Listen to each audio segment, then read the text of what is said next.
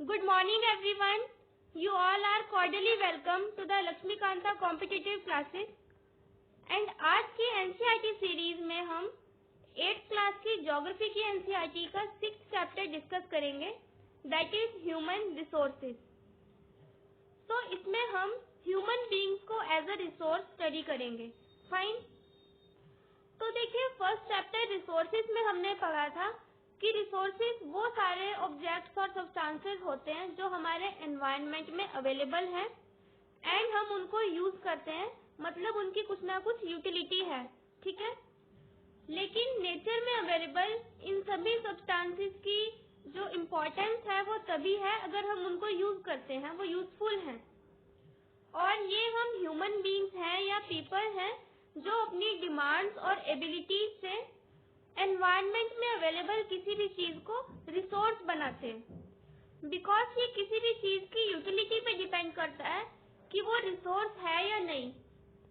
मतलब कोई चीज अगर ह्यूमन बीइंग्स के लिए यूजफुल है तो वो रिसोर्स है एंड ह्यूमन बीइंग्स अपनी नीड्स के अकॉर्डिंग अपनी एबिलिटीज से एनवायरनमेंट में अवेलेबल सब्सटेंसेस को यूटिलाइज करते हैं डिफरेंट वेज से एंड स्किल्स और टेक्नोलॉजी को यूज करके एनवायरनमेंट को या इसमें अवेलेबल सब्सटेंसेस को मॉडिफाई भी कर लेते हैं। So people are a nation's greatest resource.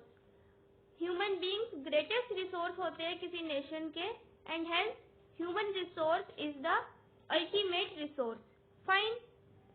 And do you know कि गवर्नमेंट ऑफ इंडिया की एक मिनिस्ट्री भी है, that is ministry of human resource development, जो कि 1985 में बनी थी। And ministry of human resource development का जो मेन मोटिव है वो ये है कि ह्यूमन बीइंग्स में एजुकेशन को प्रमोट करना और स्किल्स को इम्प्रूव करना, ठीक है। एंड इस मिनिस्ट्री की क्रिएशन ये शो करती है कि पीपल की एज अ रिसोर्स कितनी इम्पोर्टेंट है एक नेशन के लिए, ठीक है।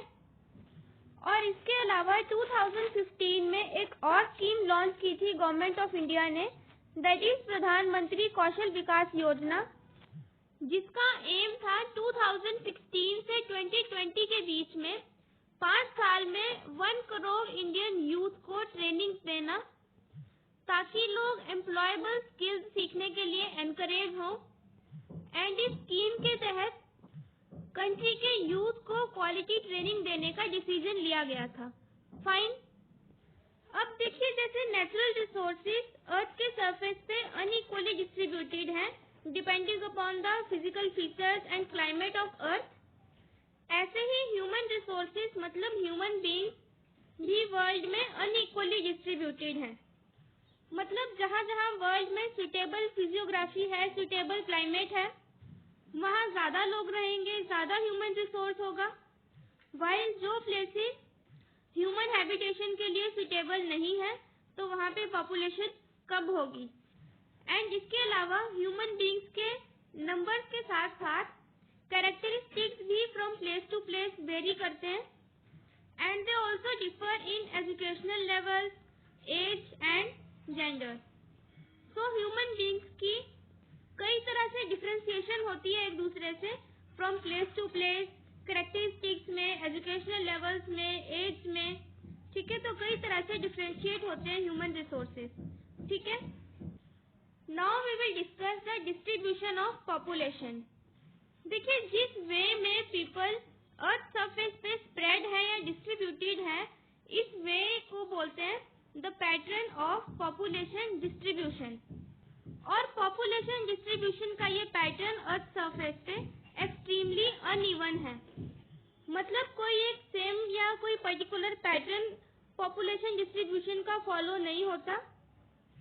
ऑल ओवर द वर्ल्ड हम सब अनइवनली डिस्ट्रीब्यूटेड है, कहीं ज्यादा लोग रहते हैं तो कहीं कम रहते हैं and it depends on the number of factors, जैसे south and south east Asia, Europe and north eastern, north America के जो रीजन्स हैं ये वेरी क्राउडेड रीजन्स हैं, जबकि जो हाई लैटिट्यूडनल एरियाज हैं और ट्रॉपिकल डेजर्ट्स हैं, हाई माउंटेनियस रीजन्स हैं एंड इक्वेटर के आसपास के जो फॉरेस्ट वाले रीजन्स हैं ये स्पार्सली पॉपुलेटेड रीजन्स हैं, ठीक है। और वर्ल्ड की 90% से ज्यादा पॉपुलेशन सिर्फ 30% लैंड एरिया पे रहती है। तो 30% एरिया तो थिकली पॉपुलेटेड है, जबकि 70% जो रीजन है वर्ल्ड का वो स्पार्सली पॉपुलेटेड है, वहां पे कम लोग रहते हैं, ठीक है। एंड सिर्फ 10% पीपल रहते हैं 70% लैंड पे। फाइन। एंड हेमिस्फेरिकली अगर देखें तो नॉर्दर्न हेमिस्फीयर में वर्ल्ड की 3/4 पॉपुलेशन रहती है and only 1/4 population southern hemisphere में रहती है, ठीक है। Now see the continental distribution of population as shown in the diagram. तो देखिए सबसे ज्यादा जो थिकली पॉपुलेटेड रीजन है दैट इज एशिया कॉन्टिनेंट। तो वर्ल्ड की सबसे ज्यादा पॉपुलेशन एशिया में रहती है, that is shown with the yellow colour. ये एशिया कॉन्टिनेंट की पॉपुलेशन है।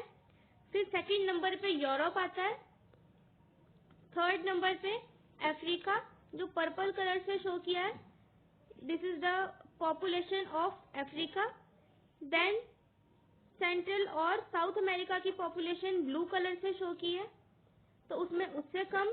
फिर नॉर्थ अमेरिका में उससे भी कम एंड सबसे कम पॉपुलेशन है ऑस्ट्रेलिया या ओशिनिया की। फाइन। एंड फिर और प्रिसाइसली अगर देखें तो वर्ल्ड की 60% पॉपुलेशन सिर्फ 10 कंट्रीज में रहती है। 60% पॉपुलेशन सिर्फ 10 कंट्रीज में, जिसमें नंबर 1 पोजीशन पे चाइना है, तो सबसे ज्यादा पॉपुलेशन चाइना में रहती है। देन सेकंड नंबर पे India, followed by USA, Indonesia, Brazil, Pakistan, Bangladesh, Nigeria, Russian federation and Japan. तो इन 10 देशों में वर्ल्ड की 60% पॉपुलेशन रहती है एंड सबसे ज्यादा कंट्रीब्यूशन पॉपुलेशन का चाइना में है and then followed by USA India in second position. Clear. तो डिस्ट्रीब्यूशन के बाद अब नेक्स्ट एक इम्पॉर्टेंट टर्म है density of population and Hindi में हम इसको कहते हैं जनसंख्या का घनत्व। और इसका मतलब होता है कि अर्थ सरफेस के एक यूनिट ऑफ एरिया पे कितने नंबर ऑफ पीपल रहते हैं। सो population density is the number of people living in a unit area of earth surface and normally एक स्क्वायर किलोमीटर में कितने नंबर ऑफ पीपल रहते हैं या कितने लोग रहते हैं, इसको जब मेजर करते हैं तो that is the density of population. For example अगर ये दो रीजन्स हैं एक एक स्क्वायर किलोमीटर के अर्थ सरफेस पे, तो जहाँ पे ज्यादा लोग रहते हैं इसी एरिया पे तो ये हाई डेंसिटी ऑफ पॉपुलेशन का रीजन है एंड वही दूसरा जो रीजन है यहाँ पे कम लोग रहते हैं, तो this is the region of low density of population. Fine. अब देखिए वर्ल्ड की एवरेज डेंसिटी ऑफ पॉपुलेशन कितनी है, 57% पर स्क्वायर किलोमीटर। तो एक स्क्वायर किलोमीटर एरिया में 57 लोग रहते हैं, ये एवरेज डेंसिटी है पॉपुलेशन की वर्ल्ड की according to the latest data, ठीक है। तो बुक में 51 लिखा है, ये पुराना डेटा है एंड अब इंक्रीज हो गई है, तो वर्ल्ड में 57 या 58 के करीब एक स्क्वायर किलोमीटर एरिया में लोग रहते हैं and this is the average density of population in the whole world. And ये डेंसिटी सबसे ज्यादा सेंट्रल एशियन रीजन में है, followed by east and south east Asia. वहीं अगर इंडिया की बात करें तो हमारी कंट्री की एवरेज पॉपुलेशन डेंसिटी है 427% पर स्क्वायर किलोमीटर, ठीक है। And point to be remember कि ये हमारी कंट्री की जो एवरेज डेंसिटी है पॉपुलेशन की, ये एक्चुअली होल कंट्री का एक एवरेज निकाला है। Otherwise from state to state हर एक रीजन में ये डेंसिटी इंडिया में भी वेरी करती है, किसी स्टेट की ज्यादा है किसी की कम है, ठीक है। तो ये जो एक नंबर है 427 ये एवरेज डेंसिटी है and within the state या within the country from state to state ये वेरी करेगी। क्लियर। अब देखो ये जो डिफरेंशिएशन होता है वर्ल्ड की पॉपुलेशन डिस्ट्रीब्यूशन का और डेंसिटी का कि कहीं डेंसिटी एंड डिस्ट्रीब्यूशन ज़्यादा है वर्ल्ड में एंड किसी रीजन में कम है। तो ये बहुत सारे फैक्टर्स से इन्फ्लुएंस होती है पॉपुलेशन की डिस्ट्रीब्यूशन और डेंसिटी। तो जैसे अर्थ के फिजिकल फीचर्स में डिफरेंशिएशन है, ऐसे ही नंबर ऑफ पीपल में भी डिफरेंशिएशन आता है from one region to another. And population distribution को या डेंसिटी को अफेक्ट करने वाले जो फैक्टर्स होते हैं, कुछ ज्योग्राफिकल होते हैं नेचर में, कुछ सोशल, कुछ कल्चरल एंड कुछ इकोनॉमिकल। तो ये सभी फैक्टर्स मिलके पॉपुलेशन के डिस्ट्रीब्यूशन को वर्ल्ड में अफेक्ट करते हैं। एंड फर्स्ट ज्योग्राफिकल फैक्टर है टोपोग्राफी। तो देखिए, एज वी ऑल नो कि most of the people prefer to live on plain areas.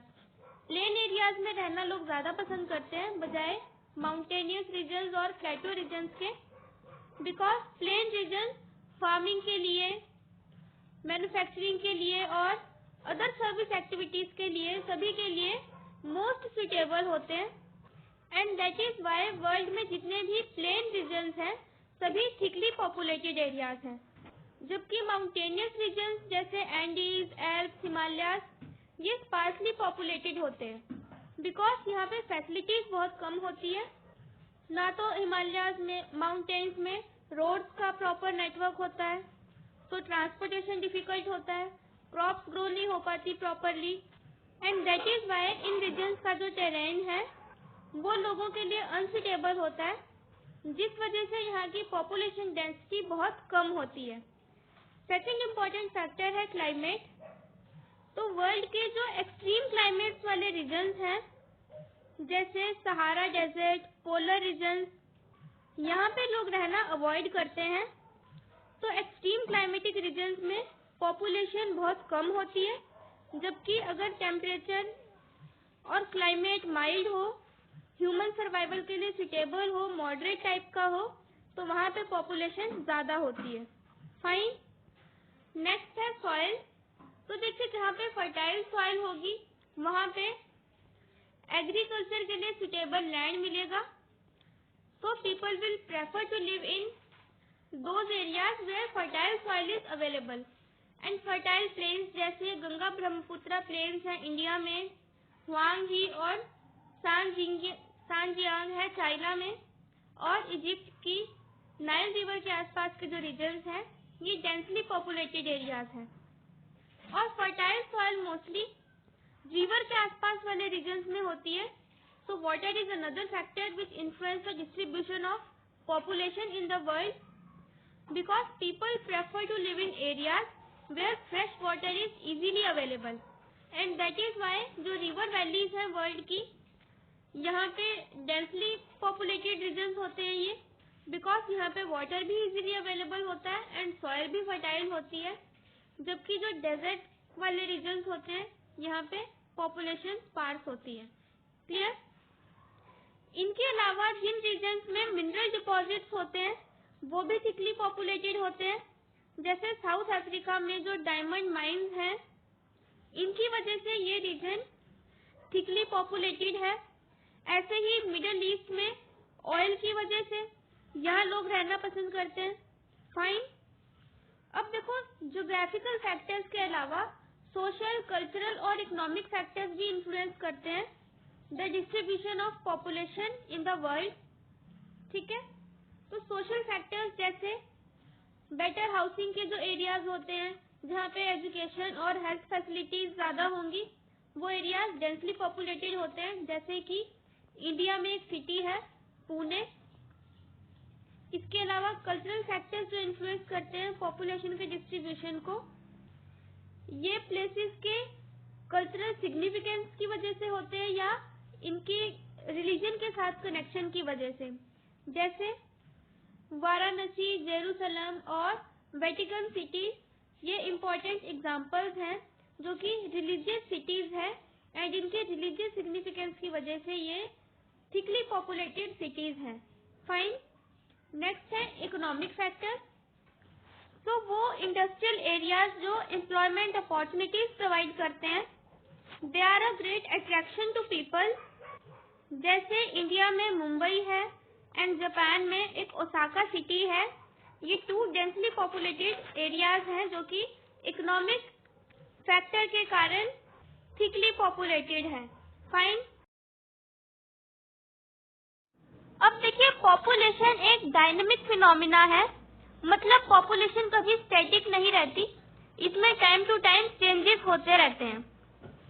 और पॉपुलेशन चेंज का मतलब है कि एक स्पेसिफिक टाइम में, पर्टिकुलरली एक साल के टाइम पीरियड में कितने नंबर ऑफ पीपल इंक्रीज या डिक्रीज हुए हैं, मतलब जो भी चेंज पॉपुलेशन में आता है दैट इज पॉपुलेशन चेंज।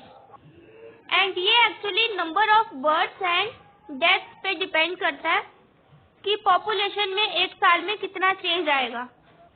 और ह्यूमन हिस्ट्री में 1800 तक की अगर बात करें, वर्ल्ड की पॉपुलेशन ग्रो तो होती थी लेकिन बहुत ही स्लोली।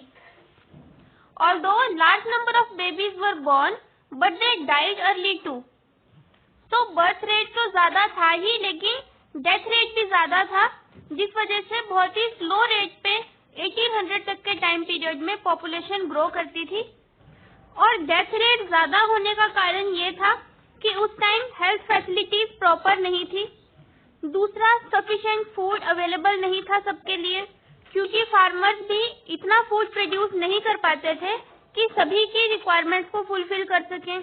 सबसिस्टेंस बेस पे फार्मिंग होती थी, जिस वजह से टोटल इंक्रीज पॉपुलेशन का लो रहता था। फिर ऐसे ही धीरे धीरे इंक्रीज होते हुए वर्ल्ड की पॉपुलेशन 1804 में 1 बिलियन तक हो गई। एंड देन 55 इयर्स लेटर 1959 में वर्ल्ड की पॉपुलेशन 3 बिलियन तक हो गई थी। मतलब नेक्स्ट 55 इयर्स में ट्रिपल पॉपुलेशन हुई वर्ल्ड की, and that is often called population explosion, क्योंकि इतने कम टाइम में इतनी ज्यादा पॉपुलेशन इंक्रीज हुई, दैट इज वाई इसको पॉपुलेशन एक्सप्लोजन कहा जाता है। एंड फिर 40 इयर्स लेटर 1999 में पॉपुलेशन फिर डबल हो गई, 3 बिलियन से 6 बिलियन।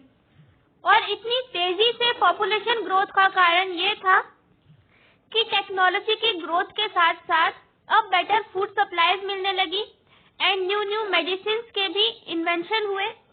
तो प्रॉपर हेल्थ फैसिलिटीज के कारण अब डेथ रेट रिड्यूस हो गया, जबकि बर्थ रेट स्टिल वैसा ही रहा जैसा पहले था, हाई था, लेकिन डेथ रेट फूड सप्लाईज और प्रॉपर हेल्थ फैसिलिटीज की वजह से रिड्यूस हो गया। ठीक है।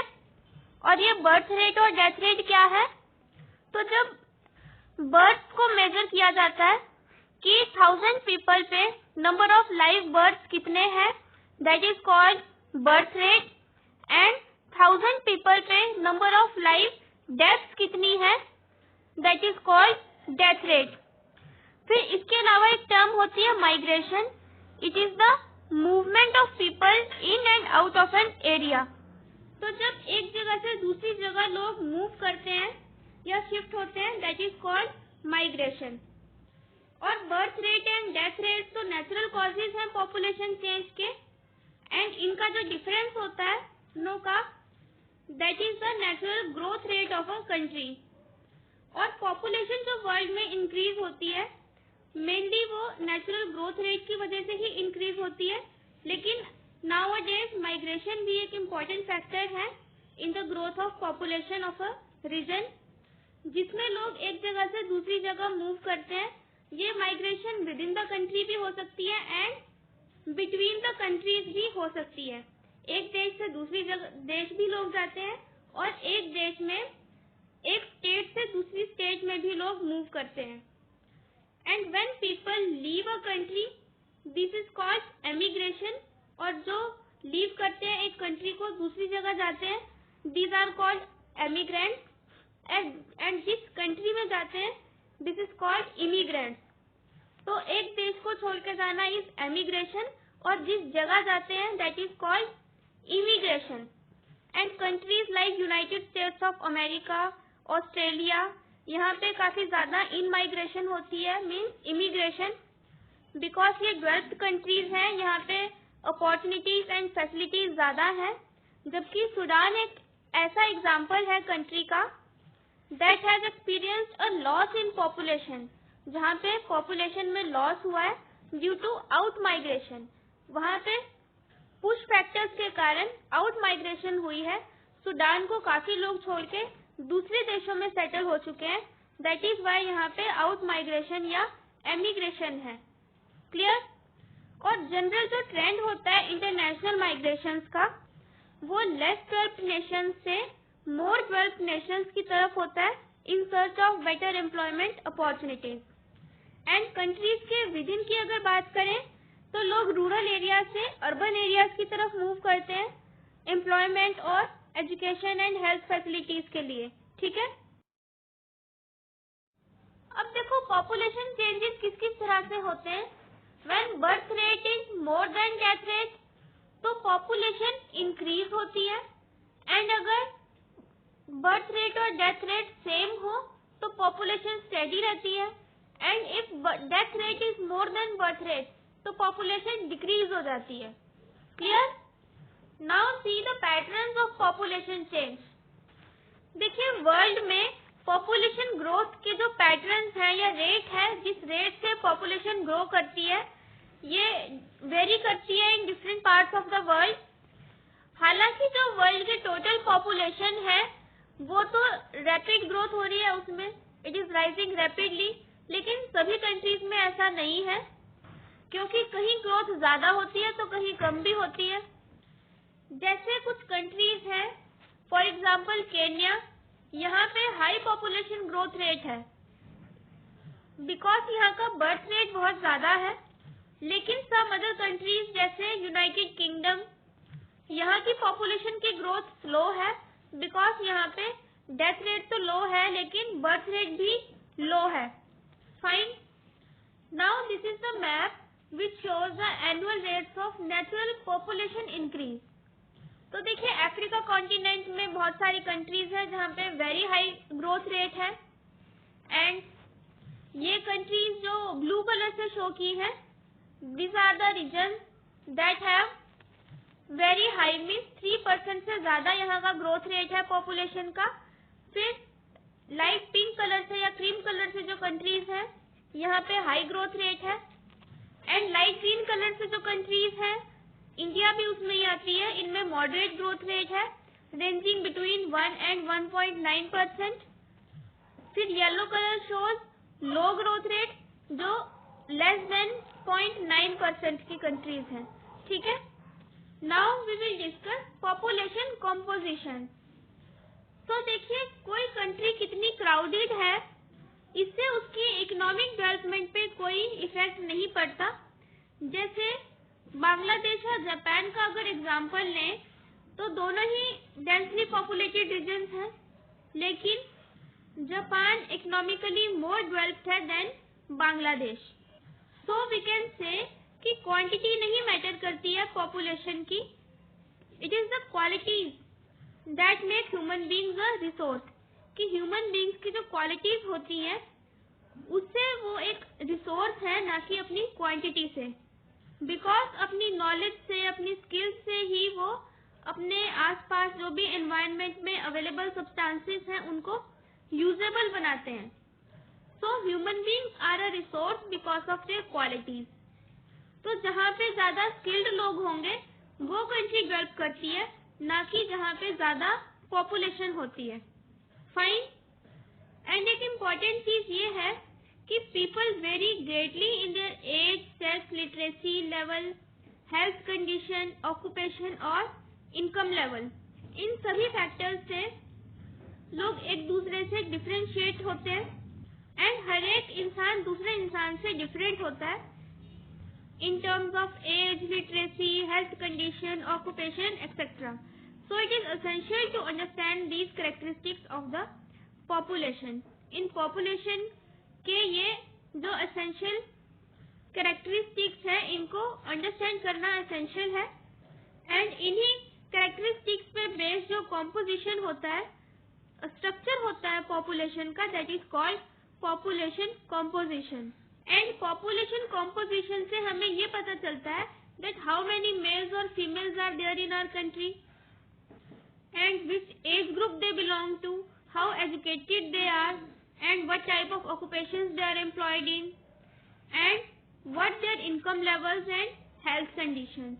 तो इन सभी का हमें पता चलता है पॉपुलेशन कॉम्पोजिशन को स्टडी करके।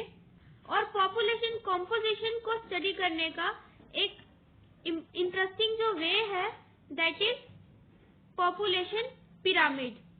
एंड इस पॉपुलेशन पिरामिड को एज-शेप पिरामिड भी कहते हैं, जो कि पॉपुलेशन कॉम्पोजिशन को स्टडी करने का एक मेथड है।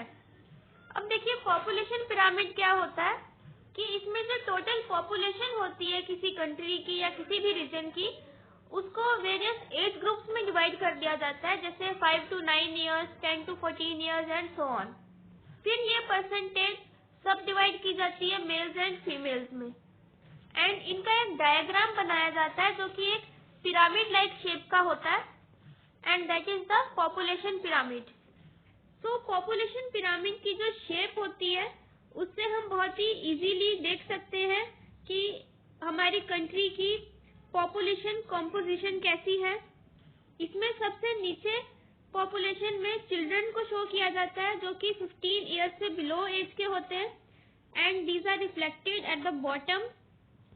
एंड फिर ऐसे ही इंक्रीज करते करते सबसे टॉप पे जो एज ग्रुप होता है वो होता है 65 एंड अबव का, जो कि सबसे टॉप पे शो किया जाता है। एंड एक साइड पे इसके मेल्स की कॉम्पोजिशन होती है पॉपुलेशन की, एंड एक साइड पे फीमेल्स की। फाइन। अब देखो जिस कंट्री में बर्थ रेट और डेथ रेट दोनों ही हाई हो, उसका जो पॉपुलेशन पिरामिड बनता है वो नीचे से तो ब्रॉड होता है, बॉटम से उसका बेस ब्रॉड होगा, एंड ये ऊपर नैरो होता जाएगा। ठीक है।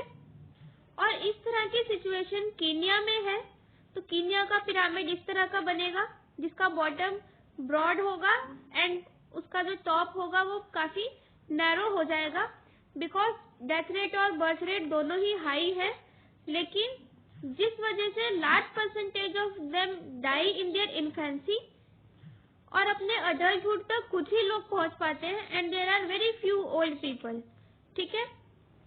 फिर जिन कंट्रीज में डेथ रेट कम होता है जैसे इंडिया में, तो यहाँ का जो पॉपुलेशन पिरामिड बनता है वो यंगर जनरेशन की जो यंगर एज ग्रुप्स में ब्रॉड होता है उसका साइज, बिकॉज काफी जो इन्फेंट्स हैं वो अपने अडल्टहुड तक सरवाइव करते हैं, एंड ऐसी पॉपुलेशन में काफी large number of young people होते हैं, which means a strong and expanding labour force.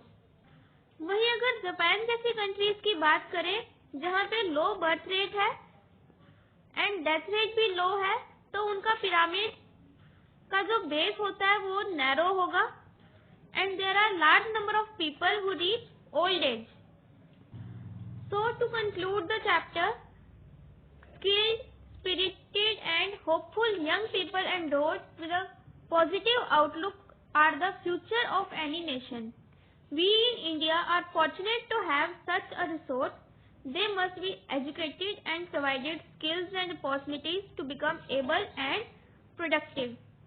तो skilled, spirited and hopeful जो young people हैं, ये positive outlook है किसी भी नेशन के फ्यूचर के लिए, एंड हम भी इंडिया में वी आर वेरी फॉर्चुनेट कि हमारे पास यंग पीपल का इतना अच्छा रिसोर्स है, and they must be educated. उनको एजुकेट करने के लिए एजुकेशन हर एक इंसान को मिलनी चाहिए, and they should be skilled and opportunities should be available to everyone, so that the resource, actually human resource, become able and productive. Fine. Now come to the question answer. So first question is, why are people considered a resource? तो people को या human beings को resource क्यों consider किया जाता है? तो देखिए people are considered a resource because human beings अपनी demand, मतलब अपनी नीड्स और अपनी कैपेबिलिटीज, अपनी नॉलेज, अपनी स्किल्स को यूज करके न्यू रिसोर्सेज क्रिएट करते हैं, और नेचर की बाउंटी, मतलब नेचर में जो भी सब्सटेंसेस अवेलेबल हैं हमारे सराउंडिंग में, उनकी इम्पोर्टेंस भी तभी है जब ह्यूमन बीइंग्स उनको यूज करते हैं, या उनको अपनी कैपेबिलिटी से अपनी नॉलेज और स्किल्स को यूज करके अपने एनवायरनमेंट में अवेलेबल सब्सटेंसेस को और यूजफुल बनाते हैं अपने लिए। Fine and hence human resource को इम्पोर्टेंट कंसीडर किया जाता है एंड ये किसी भी सोसाइटी के लिए एक पोटेंशियल रिसोर्स है। क्लियर? सेकंड क्वेश्चन है, What are the causes for the uneven distribution of population in the world? Population का जो distribution है वर्ल्ड में वो uneven है, कोई एक सिमिलर पैटर्न फॉलो नहीं होता ऑल ओवर द वर्ल्ड। कहीं पॉपुलेशन ज्यादा होती है, कहीं कम होती है। And this uneven distribution of population is affected by a number of factors. कौन कौन से फैक्टर्स हैं ये? तो देखिए, कुछ ज्योग्राफिकल फैक्टर्स होते हैं जैसे favourable topography, availability of mineral and fresh water resources, favourable climate, soil fertility. ये कुछ रीजंस हैं जो कि पॉपुलेशन के डिस्ट्रीब्यूशन को अफेक्ट करते हैं। जैसे इंडो गैंगेटिक प्लेन्स हैं, ये एक तो प्लेन रीजन्स है, दूसरा वाटर अवेलेबल है, रिवर वैलीज है एंड इनका क्लाइमेट और टोपोग्राफी दोनों ही फेवरेबल है, तो ये डेंसली पॉपुलेटेड रीजन्स हैं। साउथ अफ्रीका में डायमंड माइंस हैं, ये मिनरल्स की वजह से डेंसली पॉपुलेटेड हैं। ठीक है। नेक्स्ट, कुछ सोशल एंड कल्चरल फैक्टर्स की वजह से भी पॉपुलेशन की डिस्ट्रीब्यूशन इफेक्ट होती है, जैसे areas of better housing, education and health facilities, ये ज्यादा पॉपुलेशन को अट्रैक्ट करते हैं। और इसके अलावा कल्चरल फैक्टर्स, जैसे किसी प्लेस की अगर रिलीजियस और कल्चरल सिग्निफिकेंस है, जैसे वाराणसी, जेरूसलम, ये रिलीजियस प्लेसेस हैं, तो ये भी थिकली पॉपुलेटेड एरियाज होते हैं वर्ल्ड में। Fine. Next, important economic factors भी होते हैं। तो जिन जगहों पे ज्यादा इंडस्ट्रीज होती है, ट्रांसपोर्टेशन और कम्युनिकेशन की फैसिलिटीज होती हैं, जिससे एम्प्लॉयमेंट अपॉर्चुनिटीज मिलती है लोगों को, तो ऐसी जो प्लेसेस होती हैं वो भी लोगों को अट्रैक्ट करती हैं एंड इन जगहों की भी पॉपुलेशन ज्यादा होती है, जैसे मुंबई इंडिया में एंड जापान में ओसाका इसके एग्जाम्पल्स हैं। फाइन। फिर नेक्स्ट क्वेश्चन है, the world population has grown very rapidly, why? तो देखिए, वर्ल्ड की पॉपुलेशन तेजी से इसलिए इंक्रीज हो रही है बिकॉज डेथ रेट डिक्रीज हो रहा है due to the growth of food supplies and improvement of medical facilities. तो अब न्यू टेक्नोलॉजी से न्यू इन्वेंशंस जो हो रहे हैं, उससे लोगों को प्रॉपर मेडिकल फैसिलिटीज मिलती है, फूड सप्लाई बेटर हो गई है, जिस वजह से डेथ रेट डिक्रीज हो गया and that is why the population of world is growing very rapidly. Fine. अब नेक्स्ट क्वेश्चन है, discuss the role of any two factors influencing population change. तो देखिए, पॉपुलेशन चेंज को मतलब पॉपुलेशन में increase या डिक्रीज को इन्फ्लुएंस करने वाले जो दो इम्पोर्टेंट फैक्टर्स हैं, these are birth rate and death rate, जिनका मतलब होता है हर 1000 पीपल पे जो लाइव बर्थ्स होते हैं, number of live births is called birth rate and on every 1000 people number of death is called death rate. And ये दोनों फैक्टर्स नेचुरल कॉजेज हैं पॉपुलेशन चेंज के। When birth rate death rate से जब high होता है तो population increase होती है, और जब डेथ रेट बर्थ रेट से ज्यादा हो तो पॉपुलेशन डिक्रीज होती है। लेकिन अगर दोनों ही इक्वल हो, बर्थ रेट और डेथ रेट, तो पॉपुलेशन रिमेन कांस्टेंट या steady. Thus birth and death rates affect the population balance. Clear? फिर फिफ्थ क्वेश्चन है, what is meant by population composition? तो देखिए, जो स्ट्रक्चर होता है पॉपुलेशन का, that is called population composition, and population composition हमें number of males and females, age groups, literacy, occupation, उनके इनकम लेवल और हेल्थ कंडीशंस को जानने में हेल्प करता है। ठीक। फिर सिक्स्थ क्वेश्चन है, what are population pyramids and how do they help in understanding about the population of a country? तो देखिए पॉपुलेशन कॉम्पोजिशन को स्टडी करने का जो एक मेथड है, ग्राफिकल इलस्ट्रेशन जो यूज की जाती है to study the population composition of a country is called population pyramid. And ये प्रेजेंटली जो number of males and females होते हैं कंट्री में along with their age groups graph के थ्रू शो करता है। And the age group distribution of population tells us the number of dependents and the number of economically active individuals present in the population. Clear? Now quickly we will do tick the correct answer. First है which does the term population distribution refer to.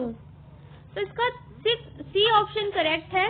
The way in which people are spread across a given area is called population distribution. Fine.